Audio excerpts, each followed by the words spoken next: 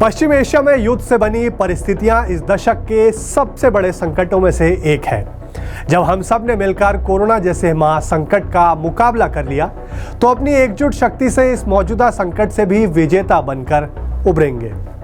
सरकार लगातार ये प्रयास कर रही है कि देश के सामान्य नागरिकों पर इन सारी कठिन परिस्थितियों का कम से कम असर हो। लेकिन इन मुश्किल हालातों से लड़ने के लिए अब देश को जरूरत है जनभागीदारी की, शक्ति की।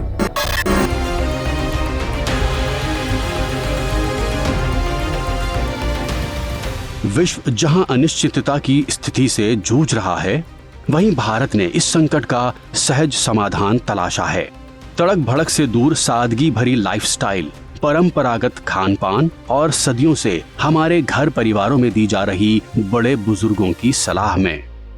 भारतीय परंपरा में घर के बड़े बुजुर्ग हमेशा बच्चों को समझाते हैं कि दिखावे से दूर रहो, किफायत बरतो, पैसा बचा कर रखो, ताकि संकट में भी परिवार का सिर ऊंचा बना रहे। सिर पर खड़ी ग्लोबल महंगाई से देश और नागरिकों की सुरक्षा करने के लिए प्रधानमंत्री नरेंद्र मोदी ने भी भारतीय परंपरा के इन्हीं अनमोल सुझावों को अपनाया है। आइए अब हम सब 140 करोड़ भारतीयों की एकजुट शक्ति के साथ विदेशी मुद्रा भंडार को बचा कर रखने, तेल का इस्तेमाल कम करने, विदेश यात्रा और तड़क भड़क से भरी दिखावे वाली लाइफस्टाइल से फिलहाल परहेज करने जैसे देश की इकोनॉमी को सशक्त बनाने वाले सहज उपायों के प्रति जन जन को जागरूक बनाने के लिए एक नया जन आंदोलन शुरू करें। ये हमारे परिवारों और इकोनॉमी दोनों के लिए अच्छा है। ग्लोबल महंगाई की आंधी में सुरक्षित रहने के लिए देश अपने नागरिकों को भागीदारी के लिए पुकार रहा है, क्योंकि संकट के समय देश के काम आना ही तो है सच्ची राष्ट्रभक्ति।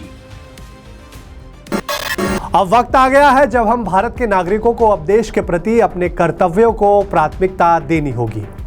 इससे पहले के दशकों में भी जब जब देश युद्ध या अन्य किसी बड़े संकटों से गुजरा है, तो पहले की सरकारों ने भी लोगों से मदद की अपील की है और इस अपील पर हर नागरिक ने ऐसे ही अपने दायित्वों को निभाया है।